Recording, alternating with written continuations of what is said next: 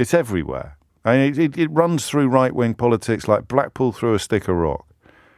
And how many of them know that and understand it, as opposed to just repeating ludicrous slogans about modernise or die, or whatever the phrase may be? I honestly don't know. I never know how many of them are actually vampires and how many of them have just swallowed the slogans without really thinking about them and now regurgitate them on demand when ordered to do so by the Mail or Murdoch or whoever it may be. I don't know. 25 minutes after 11 is the time. It's mad though, right? And it's scary. Because if I've learned anything in the last 6 months, it's that nothing is permanent. No progress is permanent. And I don't know why, but I keep reaching for the abortion ruling in the Supreme Court in America. I just found that so shocking that it informs all of these conversations for me now. The knowledge that however beneficial, however right something may be, there is no guarantee that we, as ordinary people, will be able to keep it. James is in Leicester. James, what would you like to say? Hi, James. Hello, mate. First-time caller, long-time listener. I think your show's absolutely brilliant, to be honest. Thank you, mate. I appreciate that.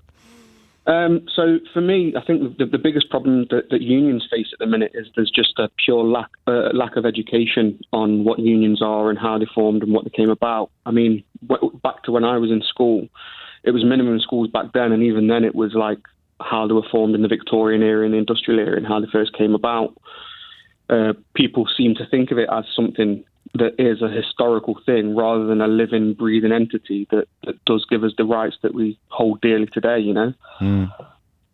And when you go to the miners' strike, as someone mentioned earlier, unfortunately, as I'm sure you're aware, history is always written by the victors.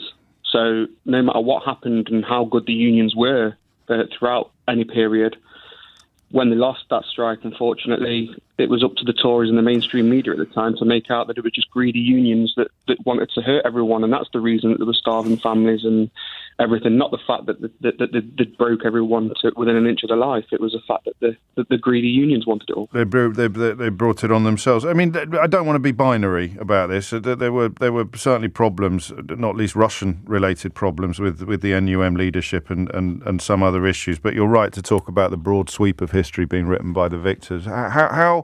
What do you know about the motivation for it? So I was 7 when Margaret Thatcher became Prime Minister. I followed the miners' strike through my father because he was covering it for the Daily Telegraph, which was a really decent newspaper in those days. It's another thing that's changed beyond all recognition.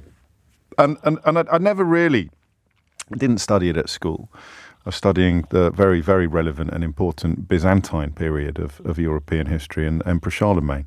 So if Margaret Thatcher was here today and you said to her, why did you need to crush the National Union of Mine Workers to the point where you were prepared to sacrifice coal mines? And look, being a coal miner was a horrible job, so I'm not getting dewy-eyed. I'm not getting dewy-eyed about that. But the massive miscalculation was clearly that she was prepared to actually do away with the entire industry in order to break the unions. And I don't think any of them realised that until it was too late. But if you said to her, why do you want to do that? What would she have said? I think it was a power grab at the time. She knew she was struggling. She needed something to reinvent herself again, and it worked, unfortunately. And then we were stuck with her for another 6 years after that. Yeah. And I suppose also in terms of ideology and that sort of what's become the Tufton Street approach to life, it was we can't have workers having too much power to bite back or to fight back. We need to have a compliant and largely powerless workforce in order to. And I think she believed in it, whether that's for good or for ill. Things like trickle-down economics and the idea of free markets and letting businesses do whatever the hell they want and they'll self-regulate and workers shouldn't really have any say or part in that process, except perhaps to fight with each other over who's prepared to work for the least money. And Exactly. And it comes down again to what you were saying, what a couple of callers have said. It comes down to divide and conquer. One thing that Britain has always been great at is divide and conquer. They've done it throughout the colonial history. They went in, said that person was getting this and this person was getting that and got them fighting with themselves to be able to do it. And all they've done is just turned it internal. And this is why done it between their own. That's why they're trying to reintroduce the phrase union baron into the conversation as well, as one of my texters has just pointed out. And another texter keeps sending me the phrase, communist traitors, which, I mean, makes James's point for him about the power of divide and rule. You can be almost certain that whoever is texting communist traitors to the programme is absolutely miserable with their lot. It is not going to be coming in from somebody who is really comfortable at work, loves their job, has all sorts of protections in place, all sorts of rights and privileges and joys in life. It's not going to have come from someone like that. It's going to come from someone who absolutely resents what their life is, what their working life is. And they are, of course, the easiest people to persuade that anyone who has got a bit of strength in the face of an employer is to be attacked for being, in this case, a communist traitor, which probably needs a little bit of work, but there you go. Maybe it was predictive text. 11:30 is the time. Rebecca Crook is here with your headlines. 11:33 is the time. I mean, I wouldn't say I take them with a pinch of salt, but I always reel slightly from these sort of findings. Oxfam reported at the beginning of this year that the 10 richest men in the world doubled their fortunes during the pandemic, while the incomes of 99% of humanity actually fell. There was also a new billionaire minted every 26 hours, while Oxfam reports that inequality was contributing to the death of one person every 4 seconds. So something really gross about Grant Shapps trying to claim that the railway workers shouldn't take industrial action because they were furloughed, as if it was an act of largesse by the government, as if it was Grant Shapps' money to give away in the first place. You know, I mean, leaving debt to one side for the moment, as both Rishi Sunak and Liz Truss seem increasingly minded to do. The government can only give money or spend money on something because taxpayers have given their taxes to government. So Grant Shapps saying, well, you can't, we gave some of your money back during furlough, so you shouldn't be arguing for it. But it's just so stupid, but stupid works. Stupid is as stupid does. And the miners' strike inevitably coming into a conversation about what's happened to a country that's been successfully, or a large part of the population has been successfully persuaded that unions are their enemy. And Peter reminds me in a text about the Ridley report that showed they wanted the strike, they wanted to change that. That was written in 1977.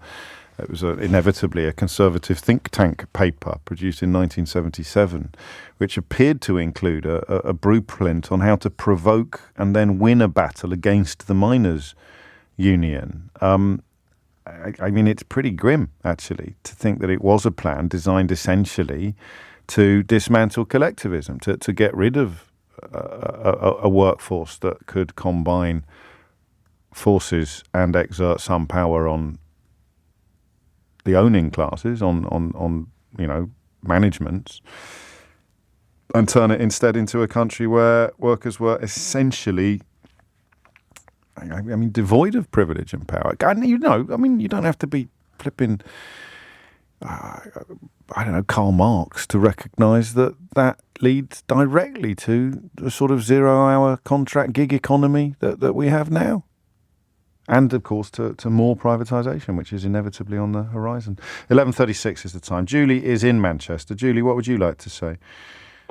I'm just trying to say, really, that unions are not just all about striking. Good point. It's about protecting your workers. I've just lost my job due to ill health. I'm sorry. And if it hadn't been for my union, I would be homeless now. Gosh. What happened? Do you want to talk about it? You don't have to.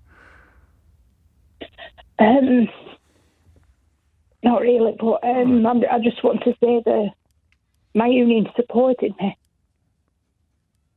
Can I ask what union it was? Teachers' union. Okay. And without that, you'd be very lonely. You might know that you're a victim of it. You might know that you're a victim of injustice. You might have all your ducks in a row, but what can you do with them if you haven't got a bigger organisation behind you? Well, I mean, as I just said, I wouldn't have anywhere to live right now if it hadn't been for my union. Gosh. Simple as that. How do you account for people who think unions are their enemy? Well, I think, it's probably people who've got more money than they know what to do with. It's not, though, is it? It's going to be there'll be people on your street who think that unions are the enemy, who think that unions are maybe not so many in Manchester as there might be in other parts of the world, but still there will be. Yeah. There will be, and that's the mystery, isn't it? That's the abiding mystery of. But you don't know what you need until you're down and out, basically, do you? No, you don't know what you've got till it's gone. I've worked all my life. But obviously I can't do that now. No. And if it's the organisation of the unions that really support people in difficult circumstances, and it's not just going on strike and no, that's such an important point. And in fact, in many ways, it's more important than striking, isn't it? Striking is a last resort. The unions aren't in the business of striking 24 hours a day, 7 days a week, 52 weeks a year. They're in the business of looking after their members 24 hours a day. That's what it's all about, and that's the bottom line. You've almost embarrassed me now. We're talking about strikes because, of course, there is a rail strike on today, but we're talking broadly about unions, and it's taken us the best part of 2 hours to get to the point of what they do the rest of the time when they're not striking, which is arguably the most important point of all, Julie. So I owe you one. No, I just think it's saying though, because you just get so fed up of people like denigrating unions when they do an absolutely sterling job. Yeah, and they've saved your bacon. Clearly, I'm sorry for what you're going through. Clearly, it's no fun at all, and I'm sorry it was exacerbated by your former employers treating you in a way that was clearly unfair because the unions managed to reverse the unfairness, and that's part of it as well. That's red tape. That is, employment law, protections, tribunals. First thing David Cameron did was extend from 1 year to 2 years the period in which an employer can sack you for no reason whatsoever. And people were encouraged to cheer that as well. Yeah, that's great. Yeah, down with that sort of thing. Like, actually, your boss needing a reason to fire you. It's incredible. And that's what they call modernise or die. That's the phrase you have to remember. If you're finding this program difficult to listen to because you realise that you're part of the problem, and you're not going to ring in because there's no earthly way you're going to be able to make a cogent argument in favour of denigrating trade unions, but you just need to say something, otherwise you're going to feel really stupid, then just shout modernise or die at the radio. And this time next week, you too could have a column in the Daily Mail. 20 minutes to 12 is the time. Ray's in Southwold. Ray, what would you like to say? Hello, James. First time caller here. Welcome, Ray. Lovely part of the world. Yes, it is. Mine's a fairly unusual story about unions. Responsible for me having a career in business as a second-hand car dealer. I'm looking forward to this. In the mid-'70s, I worked for an American oil exploration company in Great Yarmouth, and the job began to dry up. They all went off to Stavanger and Rotterdam. Yes. And my job got rationalised, as they say. We were non-union, obviously, being an American company. Right. So I ended up sorting out a stationery cupboard and things like this, so I decided I had enough. I started to introduce the idea of people there joining the union, the ASTMS, the Clive Jenkins union at the time. I was immediately given a golden handshake and told to leave. And I used that in part to buy the ex-company cars and start to sell them. And I ended up running a second-hand car sales business with several employees, and my father was a social. I don't know what you're doing with your phone, Ray, but you keep zoning in and out of clarity. Oh, sorry, it's probably bad signal. It's Southwold. Okay. Anyway, I decided that the way to treat my employees was to share the profits as equitably as possible. Oh, you're one of those communist traitors I keep reading about, aren't you? Well, that's right, yeah. So I paid my car valeters skilled men's wages, and I paid the mechanics sort of considerably above. And it created a very happy work environment. I bet it did. we used to go out together at weekends. We used to play football together and things like this.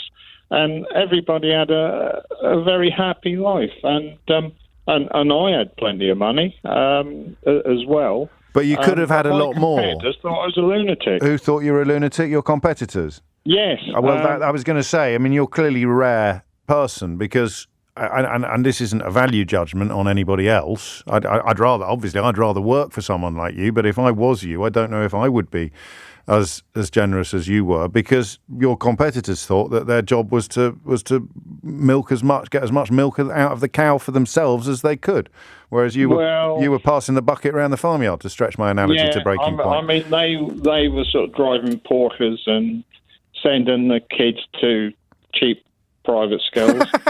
Yes. Well, you know the sort of people, and. They used to say to me, why are you doing it? It's almost as if I was sort of undermining their life. Yeah.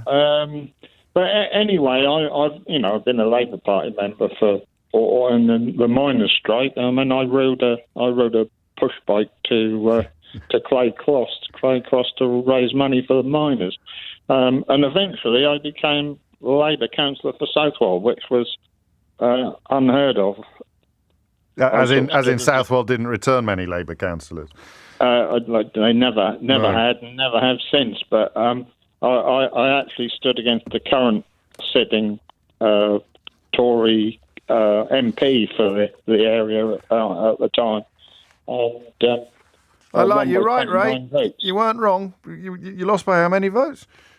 I won by 29. 29 votes. You were right. That is not what you would call a normal story or a normal experience of trade union movements. But the idea that you saw a withering industry able to treat people badly, turning you somewhat unexpectedly into a very visionary and enlightened employer. I've had visionary enlightened employers over the years. I have one now, but goodness me, I've had some that weren't, and the difference it makes to every aspect of your existence is immeasurable. And then, of course, you've got your fella sending in your communist traitor text who is sitting there being treated like absolute sugar by his boss. And instead of thinking, I think I'd try and make my own life better, maybe we could get a union.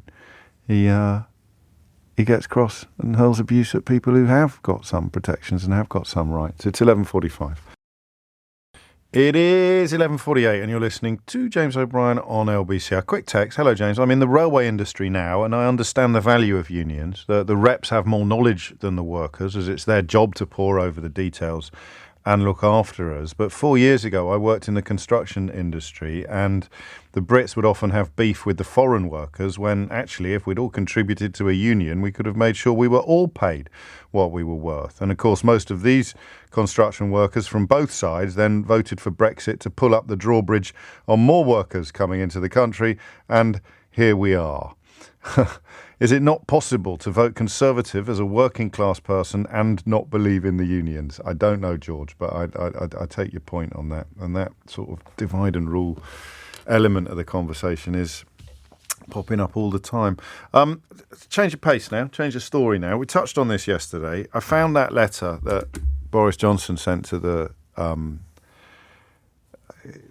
I forget which organisation it is. It's not a select committee, is it, that he sent the letter? It is a select committee. But anyway, the one sort of trying to it's the Privileges Committee, trying to excuse his meeting with a KGB agent. I just found it so staggering. And I realised, not for the first time, that the sort of Johnsonification of British politics was in play. Because the idea of a foreign secretary, a serving foreign secretary, meeting, and listen, if I said to you, there is no such thing as a former KGB agent, and I said, oh, that's a quote, by the way, who would be the person that could have said that would make that quote most powerful? So you think, oh, shut up, O'Brien. Of course, but if I told you who said there is no such thing as a former KGB agent, as in former being the key word, who would be the person that would make you go, oh, yeah, that must be true then if he said it? Ready? Yeah, Vladimir Putin. There is no such thing as a former KGB agent. And the Foreign Secretary Boris Johnson in April of 2018, it's the Commons Liaison Committee that he wrote to, had to confess, finally, although Carol Cadwallader was across this a couple of years ago, that he had been hanging out with Alexander Lebedev, a KGB agent, who has now been sanctioned by Canada for being a key member of Vladimir Putin's inner circle. And what I mean by the Johnsonification of British politics is the fact that he will try and wriggle off any hook at all.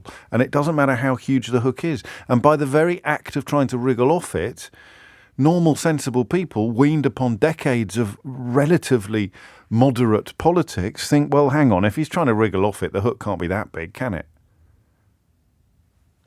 But I think it can. Edward Lucas is a security expert and the author of Deception, Spies, Lies, and How Russia Dupes the West, which is currently available in paperback. I should tell you, he has also been recently selected as the aspiring MP for the cities of London and Westminster seat, Liberal Democrat. So not politically neutral by any stretch of the imagination, Edward, but nevertheless we'll draw upon your professional pre-politics expertise, if we may. And just like, imagine we were talking 10 years ago and I invited you onto the programme and ambushed you with the news that a serving foreign secretary had been socialising without any officials present with a KGB agent. What would your reaction have been? We'd be expecting imminent resignation, I think. Right. And it's very interesting, this, because the cover-up is always worse than the event. And if the moment he got back from this party in Perugia, Boris Johnson had immediately notified his officials and said, I had no idea that Alexander Lebedev was coming. He was there. I said hello to him. We talked for 15 seconds, and that's that. The whole thing would be fine. I mean, it would be odd, and we'd still be very cross with Johnson for being friends with Yevgeny Lebedev, putting Yevgeny Lebedev in the House of Lords. But this particular thing would have been capped.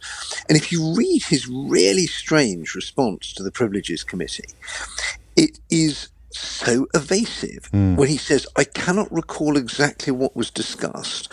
As far as I'm aware, no official business was constructed. He also made it clear he didn't inform his officials, when he got back, that he'd met Alexander Lebedev. So David Allen Green, the brilliant legal blogger, picks this apart, and he says in his blog post, this is strange and worrying, and I agree. Because, I mean, I don't want to reach for the nothing to hide, nothing to fear, but, Johnson is famously chaotic or infamously chaotic.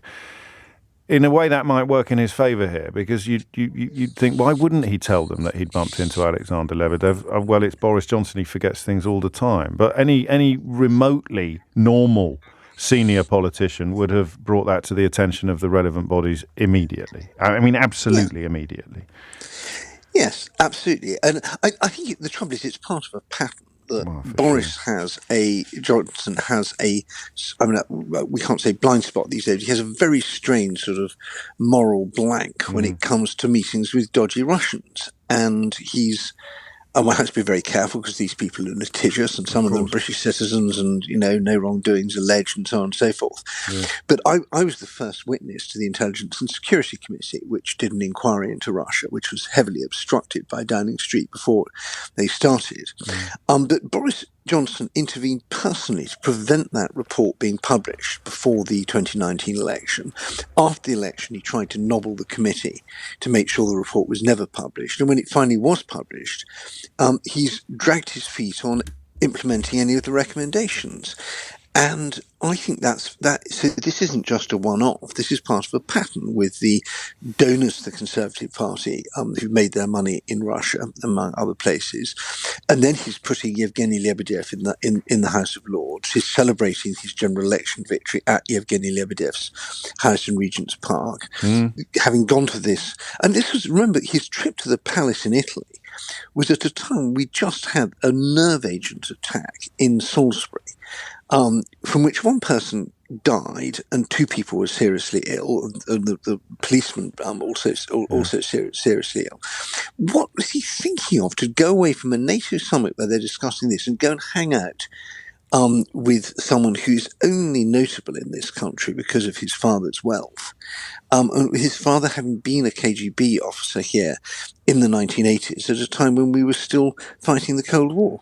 It is breathtaking, and it is. I mean, I don't know whether you suffer from this. That sense of there's so much now. It's up to our necks. That's how he continues to get away with actions which you began your contribution by telling us would have, in any other circumstances, with any other foreign secretary, prompted immediate resignation. Absolutely, you spray misdirection and everywhere waffle around, distract, bluster, fake apologies, shrug your shoulder, tell a joke, move on, and we've got so desensitized to this.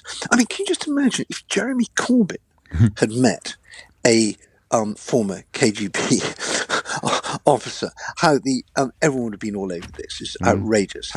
Even in opposition. I mean, it is pertinent. Never mind as a foreign secretary or a prime minister. He's a custodian, and let's not forget, there's been a lot of concern in the intelligence and security world, not only in this country, about whether Boris Johnson was a fit person to be foreign secretary because as you know, the foreign secretary is the ultimate political boss of MI6 and MI5, and I've certainly heard whispers from allied countries that they're a bit nervous about sharing secrets with Britain now, for the same reason that we were nervous about sharing secrets with the Americans when Donald Trump was there. Not necessarily that the person in charge is a traitor, but they may just blurt it out carelessly. So I think that we've lost so much in terms of sort of moral focus and grip at the top of our politics, and Boris Johnson just epitomises this. And it's I feel ashamed actually that we've got to the stage that that both that this can happen, and this kind of pathetic schoolboyish sort of dog ate my homework waffly excuse at the end of it. That's a nice way of putting it, because finally, Edward, one of the phrases that David Allen Green picks up on his Law and Policy blog is this final sentence, or this sentence here: as far as I am aware, no government business was discussed. And that's contemptuous as well as contemptible. Yeah. And I think it would be odd, given what had been going on with this nerve agent attack. And you meet Alexander Lebedev, who is no fool. I've met him many times. Have you? Very sharp. Yeah. What would he have thought if when his son said to him, "Papa, Boris Johnson is coming for dinner"? Well, I'll tell you exactly what I think he would have thought. He would have thought this is going to be very useful in Moscow, because Lebedev has 1 foot in Moscow and 1 foot in London. Right. Now, in London, it's great for him to be able to say, I'm friends with the foreign secretary, but it's actually pretty good in Moscow as well. Yeah. And of course they would have discussed the Skripal affair, and this is all over the headlines, and he would have certainly said, gosh, what's going on? And Boris Johnson would have perhaps said, we're trying to calm things down, or we're very cross. But the idea that at a meeting, a social event with Russians, when Russia is the number one headline, that you wouldn't even mention the business of the day is inconceivable. And so, of course, that in effect is government business. And I think that's probably the basis of this very evasive sort of half answer. And it is textbook Johnson, because he will say something that is obviously untrue, or almost certainly obviously untrue, but you can't prove that it's untrue. So ha. Thank you very much. Well, we do prove it's untrue. I mean, remember the inverted pyramid of Piffle? That turned out to be plain black and white. But by the time we prove that it's not true, the news cycle has moved on, the spotlight has shifted, right. And we're all talking about something else, which is what he always bets on happening. All credit to you, James, for jumping onto this. Well, I'm not alone, as you know, Edward Lucas. Yeah, no, but we've got to be like dogs with a bone. And you mentioned Cara Cadwallader. Yes. Hats off to her, because she got so much abuse. Crazy cat lady, all this kind of eccentric, libel suits, attempts to bankrupt her, legal intimidation, all this stuff. Yes. And she stuck with it. And it's only thanks to people like her that we ever get to the bottom of these things. I am absolutely happy to second that. I couldn't agree more. Edward Lucas, many thanks indeed. And Edward's book, Deception, Spies, Lies, and How Russia Dupes the West was prescient, I suppose, in many ways, but also profoundly relevant to the conversation that we've just had about the serving foreign secretary having a knees up in an Italian palazzo with a key member. Would you like to take an hour off from the politics? I'm going to start calling it the politics, not politics. I was like that, from the politics. Should we take an hour off from the politics? There were 2 or 3 choices. I drawn to the football, actually. I don't know if you watched it last night. It wasn't like watching England. It was astonishing, especially when we went 3 up in the most incredible fashion. It was sort of like, usually we're on the receiving end of that sort of thing. It was sort of tense, then a goal, and you think, oh, they'll claw one back, go against the run of play as well, the first goal, and then they came out for the second half. Holy McMoley. But I'm going to wait because we might win it, and then that would be an even better time perhaps to talk about it. I like the story of the copper telling his officers to smarten up, but I think that is a bit subjective. I think it is because I am such a scruff bag that I'm drawn to this story. Shave off the stubble, polish their boots, a back-to-basics plan that the Greater Manchester Chief Constable has imposed and ordered after finding officers' cheap kit left them appearing scruffy and unprofessional. We may get onto that later in the week. I find it fascinating. You know, I was for quite a long time an idiot. No. Was, I said.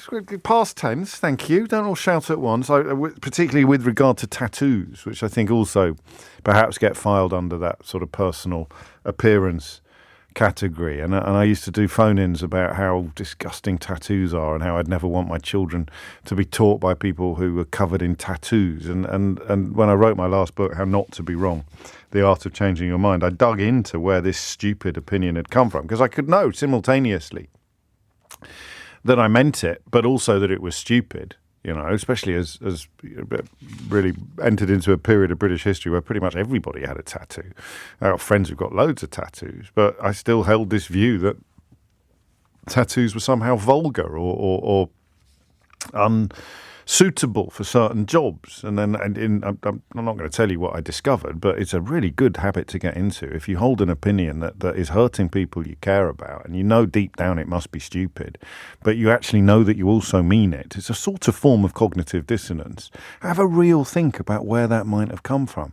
Because I found out the reasons why I had problems with tattoos went all the way back to the Estee Lauder makeup counter in Owen & Owen in Kidderminster in about 1983 or 4. And that's today's attempt to flog a few books completed. So you'd have to buy the book to find out what the hell happened. I've probably told you already on air, haven't I? No? Keith says not. You take so many holidays, mate. You probably missed it. 6 minutes after 12 is the time. You're listening to James O'Brien on LBC. So we're not going to talk about that either. I bet you love these introductions, don't you? Oh, he's doing one of those introductions where he tells us what we're not going to talk about. Moyles was having a pop at me this morning for being scruffy.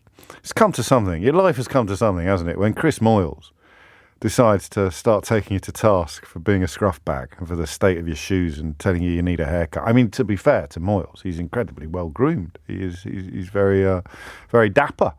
His trainers always look box fresh, and his hair is very neatly arranged and neatly coiffed, but I still think it's a little unreasonable. That's like coming into work and he's loitering outside the building in the middle of his breakfast show on Radio X, and I'm coming into work all nice and bit of bounce in my steps, feeling quite at one with it. You think, oh, we've got lots to talk about today. Still got that sort of post-holiday glow about myself, and Moore's just says, look at the state of you.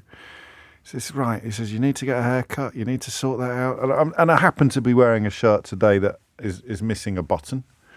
It's not an important button. It's a button-down collar shirt, which unfortunately I can't button down because I'm missing a button on one collar, so I leave it. But anyway, I am a scruff bag, which is perhaps why I was drawn to the story of scruffy police officers. So what are we going to talk about then? That's a long list of things that you're not going to talk about. I need to talk about long COVID at some point. I think the story is growing. I read the other day they've added 2 more symptoms to the list of regular symptoms, which takes the total up to 62. There are now 100,000 people missing work because they have long COVID. I mean, that's absolutely huge. And I bet everyone listening knows someone or is someone who has been affected by it, and yet we haven't talked about it much. So we'll do that later in the week, all right? Remind me, seriously, we need to do that. But we're not going to talk about that either today. So what are we going to talk about? I'm going to talk about not the RMT, but the NFT. Because I've been meaning for some time to try, with your help, to have even the beginnings of an idea of what this is all about. An NFT, it's a non-fungible token. And I don't think that this marks me out as being an old git. I think there'll be young people listening to this who haven't got a clue what it's all about. There'll be old people listening to this who haven't got a clue what it's all about. There'll be people of every creed, colour and age listening to this, wondering like me, what the hell is it all about? Now, Damien Hirst, the artist, is one of the finest businessmen of the last 100 years. I don't know whether he's a brilliant artist or not. I suspect he is, but I do know that he's an absolutely brilliant businessman. And he has started setting fire to his artworks at his London gallery this year. Listen, I'm obviously working up to the question of, please can you explain to me what this is all about? So if you think you can, then you can ring in now if you want and book your place in the queue. But I'm just going to talk to you about the Damien Hirst story as well. 6 years ago, he created 10,000 unique dot paintings. And by unique, it means the arrangement of dots on each painting is different. And last year, you could pay £2,000 for either the physical work or its non-fungible token. Now, the way to describe a non-fungible token is as a unique digital item that can be traded online. And this is where I begin to think that it's all a load of old cobblers, because I don't understand what that means. If you've got a Van Gogh on your wall, right, and you've got a fake Van Gogh done by the best forger in the history of forging, and you genuinely can't tell the difference between the two, then you have provenance, and you have a way of proving that one on the left is the real one with a real signature on it. And that means if you can prove the provenance, I'm not going to lie to you, I'm deriving most of this from Antiques Roadshow. I'm not an expert on any of these issues, but I'm pretty confident that it's very important that you can prove that Van Gogh actually painted that picture there, even though, even to an expert eye, that forgery next to it is identical, right? But if it's digital, then the provenance, to me at least, becomes, it's the artist has pressed a button. So how can it have a value? They're all at it. I saw Andrew Murray was getting involved in it the other day. I don't know whether it went well, because sometimes it crashes and burns in such a way that adds to my suspicion that it is an absolute nonsense. One bloke paid $3 million for a non-fungible token of the first tweet that was ever sent. Right? How? I don't understand. How can you? Is it like a screenshot? Because everyone could have a screenshot of it. So how does it have value? 0345 6060 973. And then he tried to flog it a few years later. The fellow that paid nearly $3 million for an NFT of the first tweet, and no one wanted to buy it. He withdrew it from sale. I don't think he got into 5 figures, or if he did, only just. So what? Hello? What? And now Damien Hirst, who, is a genius, let's not beat about the bush, has given everyone a deadline which expires at 3 p.m. today, and you have to either let him know whether you want to keep the physical version on the canvas or the digital version, and then he'll destroy the other one.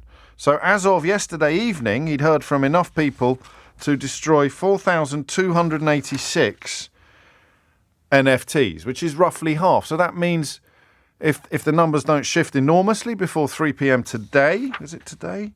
Wednesday, yeah. Then it's going to split about 50-50. It'll probably be 52-48, won't it? Everything is 52-48 these days. And then he will... So half of his customers, or 52% of his customers, will have a picture on their wall. Anyone else just hear an echo of Dido?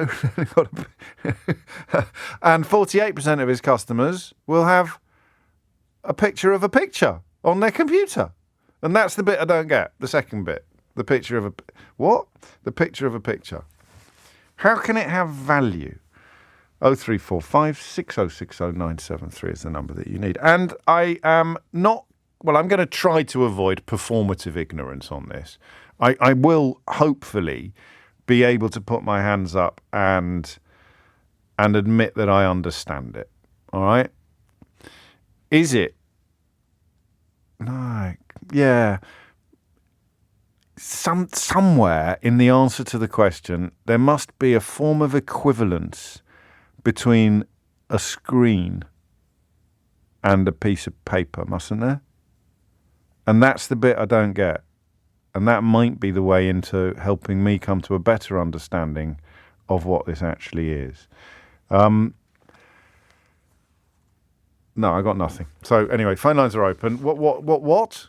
That non-fungible tokens. What are they? Is what? Just what? All right, you know the number. It's 12:15. Keith had a go at this. Keith he said, look at the logo all around you. So there's like LBC logos all around the room. And he goes, that is a digital representation of a logo that doesn't technically exist. So it does kind of exist, but it doesn't exist in a fungible sense, does it? So I could only get into trouble if I were to stick the LBC logo on a new radio station or on some letterheads, perhaps, that I sent out pretending they were coming from the real LBC, asking you to send money or something like that. So that is a copyright sort of trademark legislation or something. I'm beginning to get a bit of an idea, but how much trouble could I get into if I put a picture of the first ever tweet on my wall? A picture of the first ever tweet, that's it, isn't it? It's a difference between I don't know. Anyway, over to you. AK is in Harrow. AK, what can you tell me? Right, so the texter or whoever it was telling you about the LBC logo is pretty much right. That was it's Keith. A picture of something, right? Keith, yes. So Keith is right. What? In the sense that it's an image, okay? So you're say you have a really good photo of something, right? Yeah. Or you're a famous artist who's made a digital painting. You know how you could do it on Sketch or whatever. Yeah. Okay. Now, you want to sell that photo, and you don't want other people to steal your artwork. What do? Or you put a certificate inside the artwork so they know it's original. Every photo has code, right? Everything's built off code. So the certificate's embedded in the code, and then you sell it on a marketplace. Now, you can have various marketplaces, and even companies can have it. Even companies sell NFTs. And like you said, screenshots. If I took a screenshot, well, my code wouldn't say it's the original. So I know I've got a fake. But it's not a fake. I mean, this is helping me. So if you took a picture of the Mona Lisa and slow down a bit. Yeah. Okay. No, go on. Yeah. Talk about the Mona Lisa. That might help. If you took a picture of the Mona Lisa and then printed it out and stuck it on your wall, you know it's not the original. But if it was a really good photo and you printed it out, you still know it's not the original because the code or the actual photo is not there. You don't have the actual thing. Yes. It's not been, certified by Sotheby's or something. But no, well, that's provenance. So you will then go through the process of proving that it was Leonardo's handiwork. And only one can not to get bogged down in pedantry, but let's, for the sake of argument, say that only one could be the work of Leonardo da Vinci. So I think possibly I've got a problem of category there. I've got a category error here, because I suppose if you show me a sophisticated piece of digital art, then I can come a little bit closer to understanding what you're talking about. But if you're showing me a tweet that someone sent, the idea that has inherent value, I find a little bit ridiculous. If you've got the computer in front of you now, just open and search Crazy Monkey NFT. Well, hang on. I mean, are you doing free adverts for a company? So I've just removed that. I just dumped something you said because you promoted a company that I know nothing about. So don't do that again. If you just search any NFT, yes, right? They are all artworks, right? And now art is perspective. You could value it at whatever you want. Now, if you had the original when it was cheap to buy, you could resell it on a marketplace.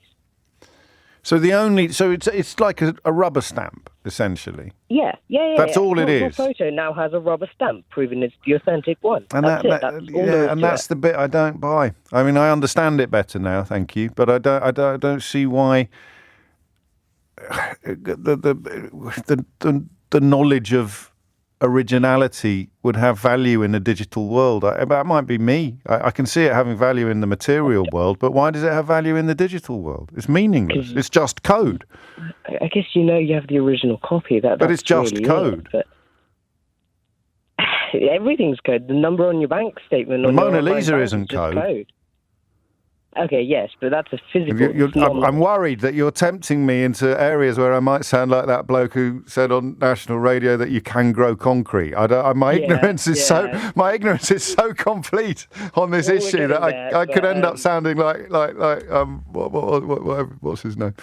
But no, so be gentle with me. The Mona Lisa is not code. I'm just that's about as far. No, so the Mona Lisa is not code, but everything else, I guess, everything that's on your computer or everything that's on anything is code, right? Yeah, no, I know that. Sort of ones and zeros.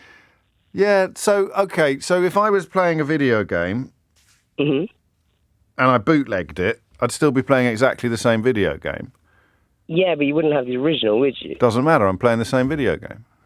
Yeah, but if you took a bootleg of the NFT, now your code wouldn't match the original because it wouldn't match the certificate. But it will do everything that the original does. It will fulfill no role that is not fulfilled by the original. Thing is, why don't you just hang a Mona Lisa in your house and go to the Louvre? Because I know that it's not by... there. So I know that it's not by Leonardo da Vinci. There you go. It goes up in my house. Maybe. Okay, no, I'm getting there. I'm not giving up yet. Fungibility is the key. It's also a wonderful word. AK, thank you. Rick's in Sheffield. Talk to me about fungibility, Rick. Hi, James. You've actually hit the nail on the head there. And in the previous chat, you've stumbled across actually one of the main things that people in the digital world talk about, and actually it can be a bit of a joke. So fungibility is the key word. Actually, it's quite an old word. It's not a new made-up one. No. Basically, it means the ability for an equivalent to replace it. And that's a general term. Say that again. Say that bit again. It's the ability for an equivalent to replace it. Right. I'll give you a perfect example to make this make sense. Go on. Assuming you and me are both, honest people. Yes. We're sat at the pub. We want to go to get a round of drinks. You get a fiver out of your pocket, and I say, hold on, can you pay with my fiver? We'll swap fivers. And you're like, all right, strange request, but okay. And we're both honest, so I'm not trying it on. Those 2 fivers I give you are fungible because you don't actually care which fiver you've got. Okay, they're both equivalent value, and you don't care, and there is no difference between them, assuming they're both not yet. That's the point. Yeah. Any fiver is fungible with any other fiver. Yeah. Okay. And obviously, if you go to a parking meter which takes pound coins, instantly it's not fungible. But you see what I'm saying with respect to the pub. Yeah. Imagine a wedding ring. We wouldn't swap. I haven't got one, but imagine if we tried to swap wedding rings. Yeah. Our wives would be immediately on top of the fact that they're not fungible. Yeah. And so that's the point. Unless they were identical. Yeah, I mean, there's the sentimentality of a wedding ring. Yeah, but they wouldn't know. I mean, I wouldn't tell her, would I? She wouldn't know. Yeah. In the case of the dead goldfish, which a child has lost, yes, that can be fungible. You don't tell them. Trigger's broom is Trigger's broom fungible? I'm not sure. This is the thing. Okay. Let me get on to the next situation, right? Yeah. So the reason this has become a thing is because you touched on it before with the computer game. Good example. Thank you. Digital art is infinitely duplicatable with no loss of quality. Yes. Okay? Yes. And so people have attempted to put a stamp on it in order to marketize it. Otherwise, you right-click, download, there you go. I've got an equivalent value thing of you. And this is an attempt to marketize the ability to say, no, you haven't, because I've got the stamp. I have the non-fungible token that proves I own it. An attempt to make a digital tradable currency, effectively, just like art is a tradable currency or posh wine is a tradable currency. Yeah, but I can touch art and I can drink wine, can't I? But that's the difference in platform. What about this then? Did you know this one? A non-fungible token representing the moment Andy Murray won Wimbledon in 2013 sold for $177,777 at auction on Monday. I just think a fool and his money is parted easily. Yeah, but so you think NFTs are a bit of a con then? 100%. Oh, okay. I misunderstood you slightly. I thought you were defending them. So what it is I understand the value in them. Do you? Because there is value, but that value is, in my mind, nothing. So do you know? Do you know how Mystery Hour started? Crack on. I know the political reason, but not the one of the main reasons it started was because we discovered that asking slightly odd questions on the radio could be incredibly compelling. And I think the original question we asked is, why is gold valuable? Yeah, it's exactly the same reason. It is, isn't it? So let me give you another wonderful word. Go on. Okay? So people have opinions which are subjective, as in it depends on what you think. There are absolute opinions.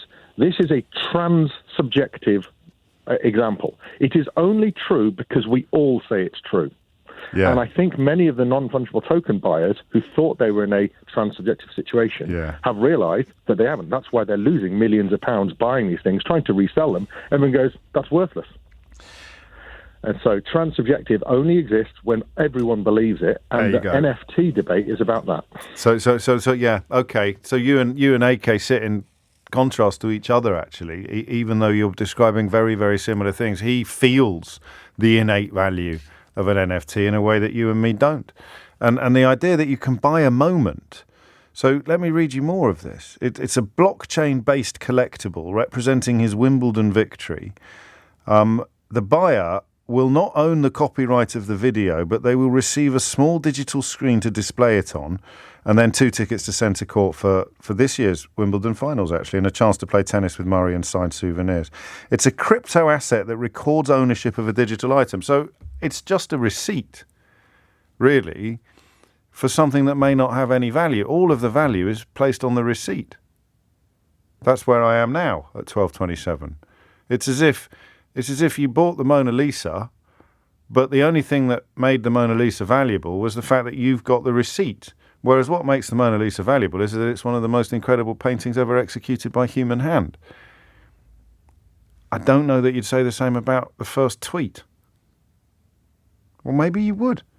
Oh, every time I think I'm getting closer to understanding it, I feel it's slipping away again. Alexander is in Kings Lynn in Norfolk. Alexander, what would you like to say? Hello, James. Hello. First-time caller, long-time listener. Welcome. Love the show. Thank you. I feel obliged to say that. Well, yes, because it's true. Yeah, well, that's very kind. Thank you. Could I do a non-fungible token of that, do you think? You could. You absolutely could, but then so could anyone else. Oh. Just to give you the background where I am, I'm a barrister and a tax advisor. Right. And I'm specialising these days in the taxation of crypto assets in the UK. Crikey. Can I plug who I work for? What is it, a law firm? Yeah. Yeah, right. A tax advisory practice. Yeah, of course you can. ETC Tax. There you go, well done. ETC Tax in Altrincham, in Greater Manchester.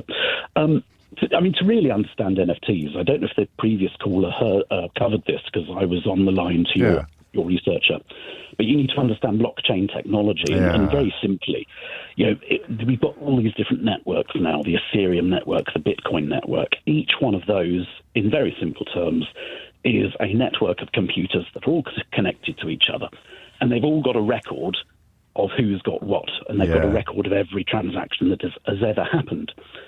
So if I want to send you an Ethereum, the Ethereum network checks whether I've got an Ethereum, and if I've got an Ethereum, it will let me send it to you. And Ethereum is a Bitcoin. A Bitcoin. No, I know that. I'm just saying it for the benefit of the listeners. Yeah, absolutely. Listener, singular. Now, NFTs are exactly the same. They're tokens that exist on this blockchain, but they're unique rather than fungible. But you attach you attach it to something else. Yeah. Well, yes and no. In the case. Well, how can Andy Murray's Wimbledon victory be? I mean, it would have been broadcast by several different broadcasters, I imagine. Yes. How can that be owned by anyone? I think. Also, how can he sell it? How come he can sell it? Why can't I sell it? I think that's exactly the nail on the head there. Anyone could do that, and there's possibly even breach of copyright issues there if you're monetizing that with an NFT. Yes, I'm sure he didn't. For the record, I mean, you're the lawyer. There's no way he'd have been so poorly advised. But it's all about trust, isn't it? Trust and algorithms. It is, and the algorithms actually produce trust because there is until they don't. Until they don't. Well, it's like tulip fever in 15th century Holland, isn't it? I mean, everyone thinks that tulips are worth an absolute fortune until suddenly they don't anymore. On the art front, I absolutely agree with you. Yeah. I think where you've got these cheeky monkeys, this bored apes, and all of that, I think that the price of those is driven entirely by speculation. Right. But the NFT itself is unique and cannot be faked for practical purposes. Now, what I think is more interesting. We're going to run out of time. You've got to do it in a sentence. in a sentence, NFTs which have a function, NFTs which you use in a computer game, NFTs that you cannot, that allow you to interact with different systems. Now that, I think, is where the excitement is and the value will be in the future. And that won't be called an NFT, I don't think. That'll be called something else to distinguish it from the fellow who paid $3 million for a tweet, for someone else's tweet, or for pictures of Andy. I mean, to be fair, if I had a couple of $100,000 to spare, I'd probably be in the business of playing tennis with Andy Murray, having dinner with him and having tickets. And so it's the package, presumably, that drove that. So I don't know. Anyone else feeling like they're about to get it and then suddenly it just sort of slips out again? No? Amelia Cox is here with the headlines. 12:34 is the time. And Damien Hirst is in the business and Andy Murray got £177,000 for one and someone paid. Who did he pay $3 million to for the first ever tweet? Who would have been allowed to sell that? Twitter, I presume. Would it be Jack Dorsey himself? So the code, but the code could be identical, couldn't it? So you've got two pieces of identical code, and what an NFT is a receipt that says this was the first one. All right, so I'm tempted.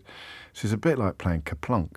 I'm just pulling out that needle now. So it's a receipt attached to some code that tells you this is the original code. Just pulling that out. Are any marbles going to fall? If you don't know what Kaplunk is, this is going to be quite a surreal moment of radio for you, I imagine. If you do know what Kaplunk is, I hope that you find it mildly diverting. So I'm just pulling out that needle. It's a receipt attached to code to tell you that is the original code. I'm just pulling the needle out. Oh, there's still a lot of needles there. There's still a lot of marbles there. But no marbles fell as I extracted that needle. Or is it more like Jenga? Anyway, Ben's in Tamworth. Ben, what would you like to say? Hi, James. It's great to talk to you again. Thank you for having me back on your show. You're it's very great. welcome. Your last few callers, I think, were really, really good. I'm hoping I'm not going to let the side down here, but I'll give it a go. Yeah. It's interesting that you were just talking about Kaplunk, because obviously Kaplunk is a physical game that you'd sit around the table with your family and you'd pull the sticks out and you'd watch a physical ball drop. That's correct. These days, the games that we're playing are less physical and they're more online or using... mysteryhour.co.uk would beg to differ. If you want to buy yourself a copy of the Mystery Hour board game, they are currently very reasonably priced and available at branches of John Lewis on Amazon, but most easily at mysteryhour.co.uk. A good old-fashioned game in the material world. I'm living in the material world, and I am a material person. Sorry, Ben, carry on. Do you think there'll ever be an online or digital version of that game? Yeah, possibly, actually, since you ask. But I was just using it to cynically flog a few boxes, mate, that's all.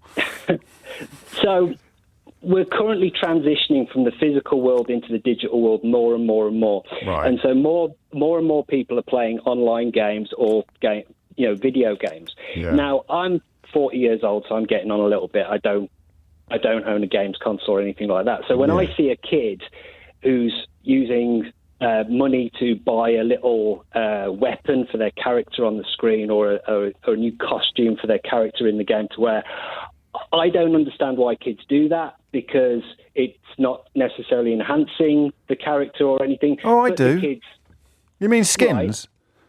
Right? Yeah. Oh, I get that completely.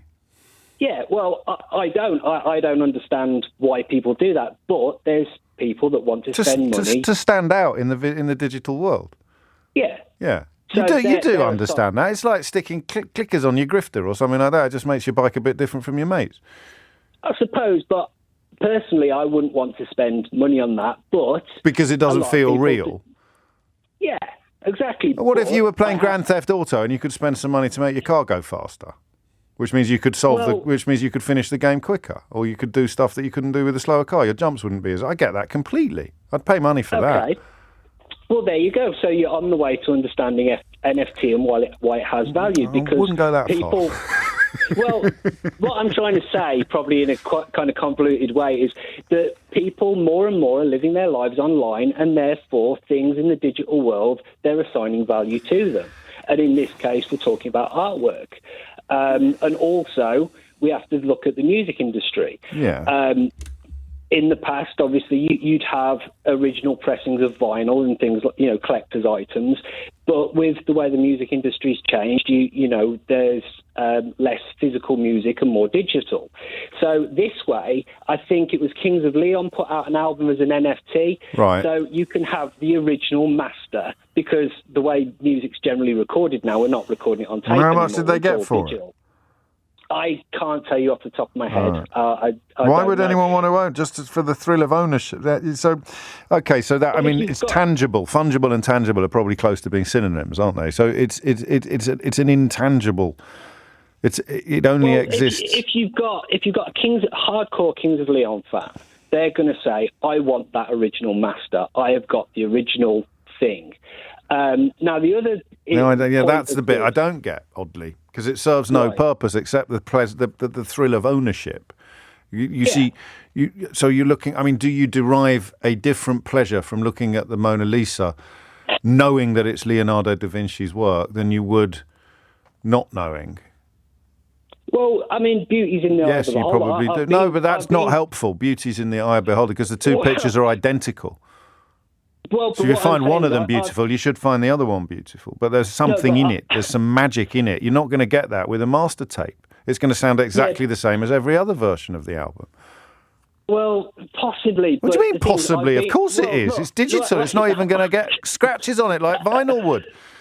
What I'm trying to say is, look, I've been to the Louvre. I've seen the Mona Lisa. For me... So am I. It's a right old anticlimax. It's tiny, and there's loads of Japanese people holding selfie sticks up in the sky.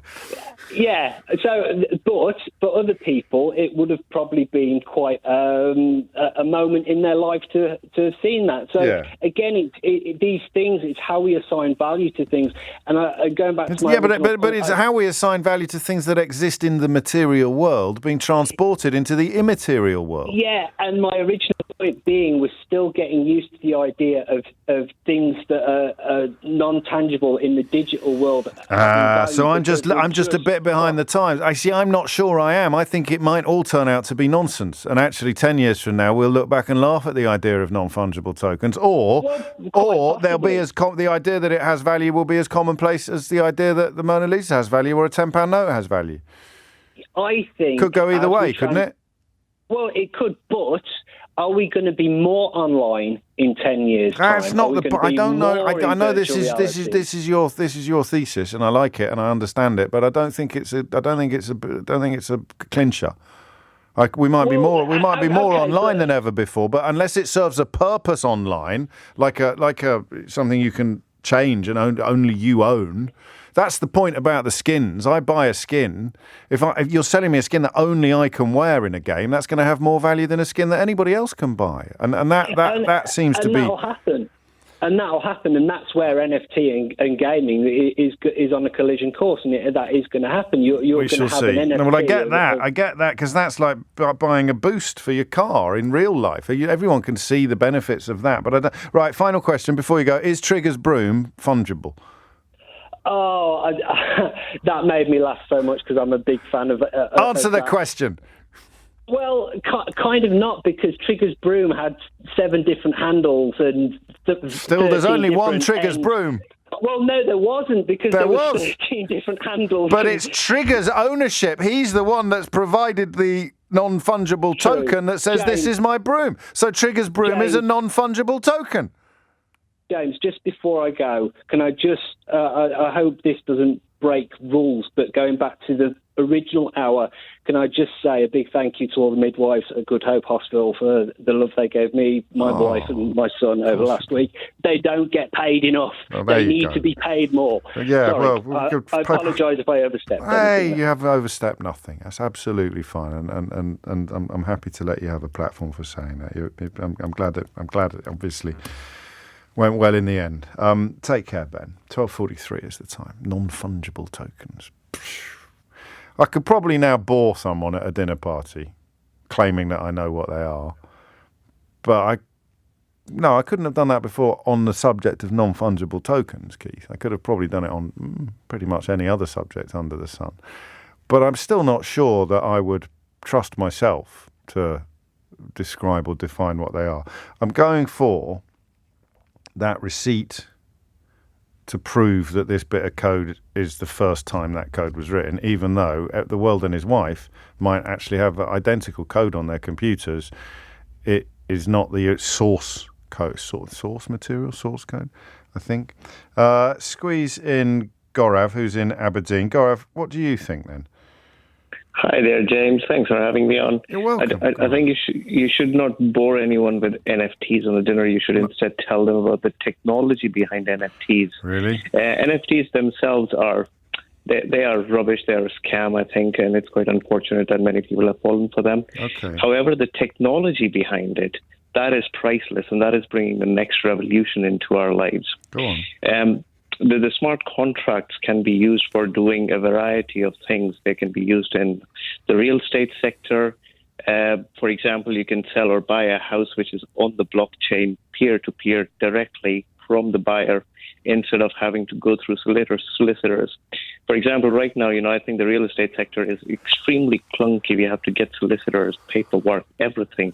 If your house is on a blockchain, you can sell it directly, buy it directly from the other party. Are people doing minimal that? Fee involved. Are people doing that already? Happening. Is it? I haven't heard of buying and selling, but in terms of renting properties, yes, you can rent a property out in somewhere like Florida, say. Yeah. Right now, you can do that. You don't even have to buy the whole flat. You can just buy a few bricks in a flat, and hundreds or thousands of people around the world can buy a flat together. So it is just a receipt. It's a receipt. It's just a technologically sophisticated receipt or certificate of ownership. Exactly, it is, yes. But you still own a flat. A flat is fungible. Yes. A brick is fungible. How do you execute that? If you want to buy a brick in Florida in a flat and get the rental income from that, and you want to get rid of all the business people prove it's your involved, brick? I don't know. I don't know if you're helping, Gaurav. Sorry, because there's loads of ways I could prove that it's my brick. Yeah, you can prove it, but think of the number of people involved, the agents involved all the way from here to there who are going to take a cut in between. You buy a million pound flat in Florida, you'll end up paying a lot of fee. And then how do you get your rental income? But who's running the blockchain then? Is that someone's going to get a slice of the action at some point in proceedings? It's a decentralized system where you pay very, very minimal fee. I don't like decentralized systems. That's like the Wild West. No, it's not. It is. Why is it Wild West? Because there's no regulation, there's no centralisation, there's no authority. No, but you can put regulations into the system. Well, who's going to do that? They're going to need paying, aren't they? Yes, but again, because it's technology, the fee is far, far lower. But paper is technology. It's the solicitor. That's not technology. All right. I'm not clear, but I'm sure you sound very convincing. Was Trigger's broom fungible or non-fungible? I have no idea about it. There you go. Finally, some honesty. 12:46. 12:49 is the time. Speak to Sadiq tomorrow. Don't please ask him about non-fungible tokens. But if you would like to ask the Mayor a question, then do let us know by heading to lbc.co.uk, scrolling down and clicking on Speak to Sadiq. And then you can come on the programme tomorrow and ask him personally, or I can ask him on your behalf. Listen, I hope this doesn't sound lazy, but don't send me messages saying, next time Sadiq Khan is on your programme, ask him about this, because I'll forget. Or I might just ignore you. But if I tell you how you can come on the programme and ask Sadiq Khan a question yourself, it's called Speak to Sadiq. It's not really me that's being invited to speak to Sadiq. I'm here every day. It's you. You can speak to Sadiq. So don't send me messages in, a week after the last one saying, ask him about this. No. It's hard enough coming up with material for this show on my own every day. Well, not on my own, sorry, with my crack team of advisors and colleagues, and Keith. But I'm not going to be sitting there, I must just write a note of that. Sorry, thank you. So you come on the show and ask him. And anyway, get over to lbc.co.uk. Thank you. Someone has sent me a text which has clarified a little nagging thought I had in the back of my mind about René Magritte. I'm not going to be able to find it now, am I? Ceci n'est pas un pipe. Here it is from Tom. Tom says, it's like the piece of... hang on, he's deleted it now. Oh, no. So Magritte, famously, as part of his Treachery of Images series, he did a painting of a pipe, like a pipe that you smoke, under which he wrote, this would be around 19 30, late 20s, 30. Ceci n'est pas une pipe. He did a painting of a pipe, and he wrote underneath it, in French, but I'll translate. He wrote underneath it, "This is not a pipe," which I've always thought is the art equivalent of being in a lift where there's mirrors on each wall, and you look in one mirror and you can see the mirror behind you and then the mirror in front of you again, and it just goes on forever, for all eternity, a reflection of a reflection of a reflection of a reflection. That is what happens to me when I think about that. This is not a pipe. Well, it is a pipe. Oh, but it's not a pipe. But it is a pipe. But it's not a pipe. Ceci n'est pas une pipe. So we've brought Rennie Magritte into the conversation, as well as Andy Murray, who managed to raise $177,000 flogging a non-fungible token of him winning Wimbledon, which doesn't make sense to me. But $177,000 makes sense. And now a couple of experts on Twitter. I love this from Kelly. She says, "I'm only half listening because I'm in a meeting. But I think James is talking about my NFT trading protocol. It's definitely more than a receipt." And then she's put a picture of a pie chart on her tweet, which I don't understand. But Charles, who's a tech journalist, Charles Arthur, has replied saying, "Tech journalist here." That's how I know he's a tech journalist. I already knew he was a tech journalist. He says it's a receipt for nothing. It's claiming ownership over one of an infinite series. It's like claiming to own a number because you wrote "I own 3" in a database, and that is closer to where I am at this point in proceedings. 12:52 is the time. Sean's in Farnborough. Sean, what would you like to say? Hi, yeah, I'm a little bit nervous about this because I'm no expert and I'm definitely not a tech journalist. Well, you're in pretty good company with me, mate. Don't you worry. But I think not all the others, but Damien Hirst, Yeah. I think I've got it. Yeah, I get that as well. That's different because there's a real life version as well. No, there's not though. Oh, what then? That's the whole thing. Because he's There is. You bought two. You bought a digital version and a canvas version, and by 3 p.m. So by 3 p.m. today, you've got to tell him which one he's going to destroy. Exactly. Yeah. Exactly. Go Right. on. So in the first instance, you're buying both of them. That's fair enough. Yeah. But if he has taken the picture, for example, the photograph of his digital version that of his original, Yeah. that he's going to sell you as a digital version on the same day that he's going to destroy his digital version, then he is almost, because every file, as the most fundamental thing of a file is a date stamp. Right. You can tell when files have been modified, things like that. And what I'm basically saying is he is, for all intents and purposes, by destroying his original, he is almost physically, metaphorically, taking his physical original and transferring it digitally, because that is then no longer going to be available for anybody to take a photograph which makes it different from all the other ones we've been talking about. So I think he's brilliant from that point. He has evolved. From him. He's evolved the non-fungible token. Exactly. He's made it worth something. Yeah. He's made it worth something. But it was already worth something because someone bought it. Yes, but this could be worth more because the original doesn't exist anymore. Ooh. Nobody can then copy that. They can copy the digital version, but every time they copy that digital version, it's like cloning. If you science fiction or science fact, whatever, when you clone something, it loses something every time. Okay, and eventually the original copy of the original from the copy of the copy of the copy degrades. Yeah. So in this instance, the digital version can be copied, but for example, the date stamp will show the date you copied it. No, listen, I understand what you've said. Don't just say it all again in a slightly different order, because you'll just confuse me. So, but that's very... I'm confusing myself. So